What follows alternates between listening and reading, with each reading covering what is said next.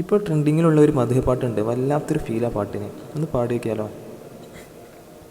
പുണ്യമദീന പള്ളിയിൽ മൂലയിൽ തേങ്ങിക്കരയും ഈന്തപ്പനയിൽ അങ്ങിറങ്ങി വന്നിട്ട് തേങ്ങൽ മാറ്റിയതോർത്ത് കരയും പാപി ഞാനാണ്.